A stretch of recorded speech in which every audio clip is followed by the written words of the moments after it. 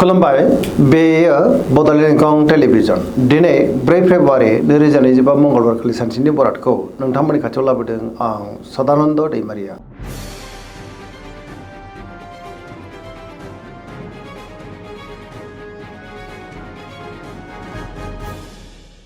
सिगां फरायनो लादों मेष राशि गिबि हांखो अ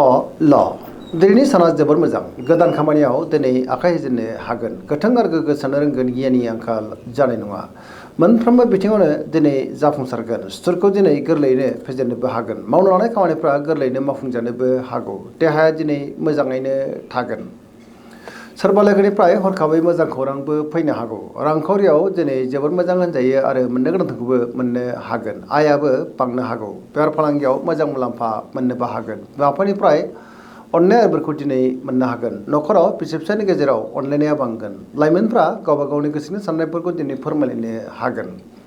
फरायसाफ्रा दिनै फरायनायाव गोसो दुंखांगोन आरो मोजां फिथाइ मोननोबो हागोन पजिटिभ एनार्जिनि गोहोम गोग्लैगोन धोरोमारि बिथिङावबो दिनै गोसो दुंखांनो हागौ सरासनस्रायै दिनै साना जोबोर मोजां आरो मोजाङैनो बारग'लांगोन।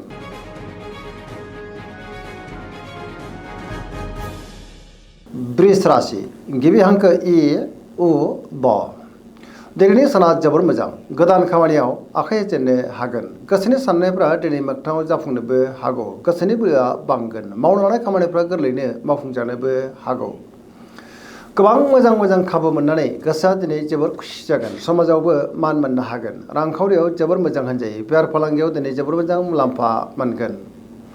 गुबुननि गोसोखौ गोरलैयैनो बोनोबो हागोन लोगोफोरनिफ्राय थोजासे हेफाजाब मोननो हागौ न'खराव दिनै बिसि फिसायनि गेजेराव अनलायनाय फैगोन बिदा फंबायजों मोजां सोमोन्दो थागोन जायखि खामानि मावा मानो दिनै मोनफ्रोमबो खामानियावनो जाफुंसारनोबो हागौ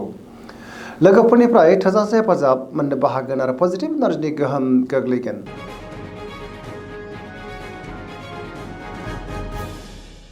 मिथुन राशि गिबि हांखो क स दिनैनि साना मोजां आरो गाज्रिनि गेजेरजों बाबेनलांनो हागौ गोसोआव गोनो गोथो साननायबो फैनो हागौ नेगेटिभ एनार्जिनि गोहोम गोग्लैगोन सुथुरनि गाज्रि नोजोर थानोबो हागौ गोसोआव गोनो गोथो साननाय फैगोन मोनफ्रोमबो बिथिङावनो दिनै सांग्रां जानाया गाहाम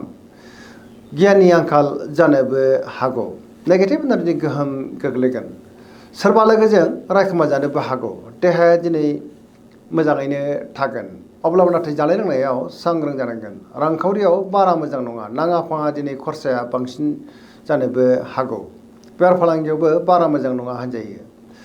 गोसोनि बोलोआ दिनै लोरबां जानोबो हागौ सोरबा लोगोनिफ्राय हरखाबै गाज्रि खौरांबो फैनो हागौ गुबुनजों मोजां सोमोन्दो लाखिनो गोब्राब जागोन।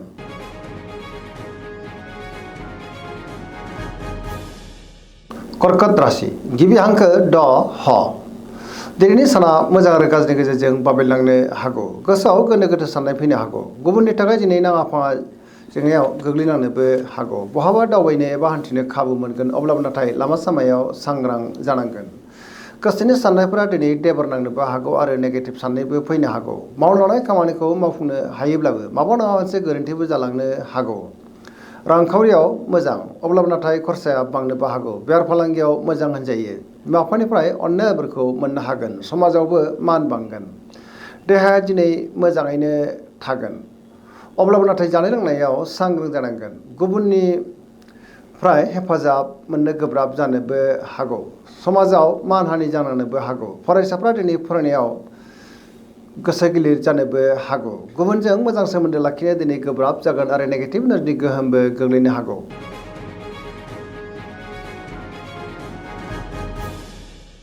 सिंह राशि गिबि हांखो म ट दिनैनि साना जोबोर मोजां मोनफ्रोमबो खामानिखौनो दिनै गोरलैयैनो मावफुंनो हागोन गोसोआव गोथों आरो गोग्गो साननाय फैगोन पजिटिभ साननो रोंगोन मावनो लानाय खामानिफ्रा गोरलैयैनो मावफुंजानोबो हागौ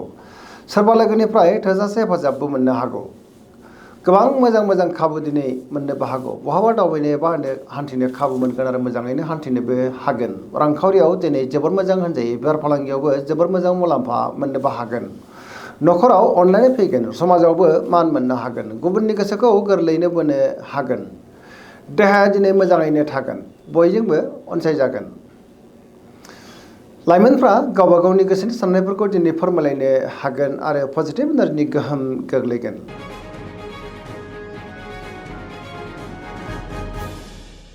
कन्या राशि गिबि हांखो प ट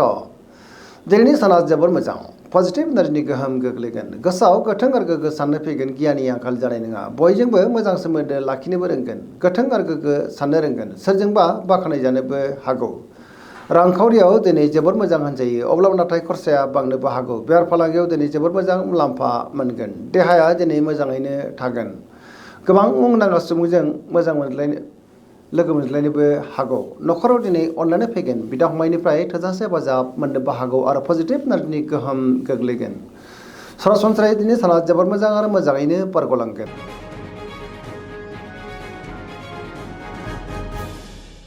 तुला राशि गिबि हांखो र ट दिनैनि साना जोबोर मोजां बहाबा दावबायनो एबा हान्थिनो खाबु मोनगोन आरो मोजाङैनो हान्थिनोबो हागोन गोसोखौ जोबोर गोजोननाय मोनगोन गोबां रोखोमनि जेंनाफोरखौ दिनै गोरलैयैनो सुस्रांनो हागोन गियाननि आंखाल जानाय नङा गोसोनि बोलोआ बांगोन गावनि गोसोनि साननायफोरखौ दिनै गुबुननो फोरमायनोबो हागोन मावनो लानाय खामानिखौ थि समावनो आरो गोरलैयैनो मावफुंनो हानानै गोसोआ दिनै जोबोर खुसि जागोन देहायाबो दिनै मोजाङैनो थागोन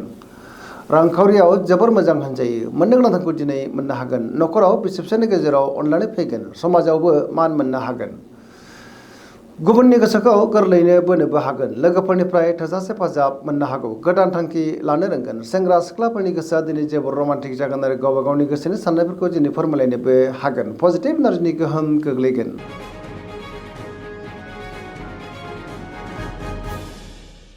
वृश्चिक राशि गिबि हांखो न स दिनैनि साना जोबोर मोजां बयजोंबो बाख्नायजानो हागौ गुबुननि गोसोखौ गोरलैयैनो बोनोबो हागोन पजिटिभ एनार्जिनि गोहोम गोग्लैगोन गोसोआव गोथों आरो गोग्गो साननाय फैगोन समाजाव मान मोननो हागोन मावनो लानाय खामानिफ्रा दिनै थि समावनो आरो गोरलैयैनो मावफुंजानोबो हागौ गुबुननिफ्राय थोजासे हेफाजाबबो मोननो हागौ गोसोनि बोलोआ बांगोन समाजाव दिनै बयजोंबो मान होजागोन न'खराव बिदा फंबायनिफ्राय हेफाजाबखौ मोननो हागौ रांखावरियाव मोजां अब्लाबो नाथाय खरसाया बांनोबो हागौ बेफार फालांगियाव जोबोर मोजां मुलाम्फा मोनगोन देहाया दिनै मोजाङैनो थागोन फरायसाफ्रा दिनै फरायनायाव गोसो दुंखांगोन आरो मोजां फिथाइ मोननोबो हागोन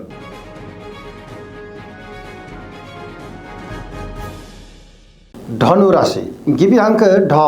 फ भ दिनैनि साना जोबोर मोजां गोसोखौ जोबोर गोजोननाय मोनगोन मोनफ्रोमबो खामानिखौनो दिनै गोरलैयैनो मावफुंलांनो हागोन गोथों आरो गोग्गो साननो रोंगोन गियाननि आंखाल जानाय नङा मावनो लानाय खामानिफ्रा दिनै गोरलैयैनो मावफुंजानोबो हागौ गोसोनि साननायफ्रा दिनै मोगथाङाव जाफुंनोबो हागौ सिगांनि बबेबा आद्रा खामानियाबो मावफुंजानो हागौ रांखावरियाव मोजां होनजायो बेफार फालांगियावबो दिनै जोबोर मोजां मुलाम्फा मोननोबो हागोन देहाया दिनै मोजाङैनो थागोन बहानिफ्रायबा हरखाबै मोजां खौरांबो फैनो हागौ आरो पजिटिभ एनार्जिनि गोहोम गोग्लैगोन सरासनस्रायै दिनै साना जोबोर मोजां आरो मोजाङैनो बारग'लांगोन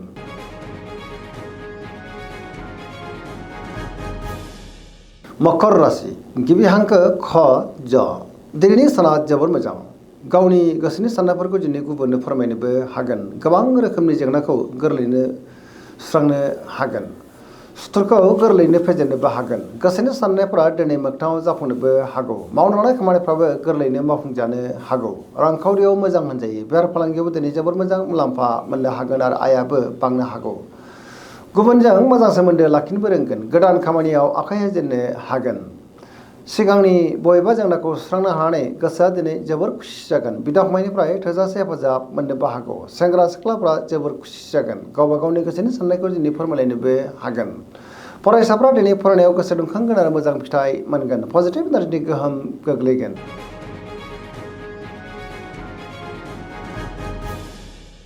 कुम्भ राशि गिबि हांखो ग स दिनैनि साना जोबोर मोजां गोबां मोजां खाबु दिनै मोननो हागौ गोथों आरो गोग्गो साननो रोंगोन गियाननि आंखाल जानाय नङा थार लोगोखौ लोगो मोननोबो हागौ गोथों आरो गोग्गो साननो हानानै गोसोआ दिनै जोबोर गोजोनगोन गावनि गोसोनि साननायफोरखौ गुबुननो फोरमायनोबो हागोन मावनो लानाय खामानिफ्रा गोरलैयैनो मावफुंजागोन बहानिफ्रायबा हरखाबै मोजां खौरां मोननानै गोसोआव गोजोननाय फैगोन समाजाव मान मोननो हागौ गोबां मुंदांखा सुबुंजों दिनै बहाबा लोगो मोनज्लायनोबो हागौ रांखावरियाव जोबोर मोजां होनजायो बेफार फालांगियावबो दिनै जोबोर मोजां मुलाम्फा मोनगोन देहाया दिनै मोजाङैनो थागोन गुबुननिफ्राय थोजासे हेफाजाब मोनगोन आरो बिमा बिफानिफ्राय अननाय आबोरखौबो मोननो हागौ बहाबा दावबायनो एबा हान्थिनो खाबु मोनगोन आरो मोजाङैनो हान्थिनोबो हागोन पजिटिभ एनार्जिनि गोहोम गोग्लैगोन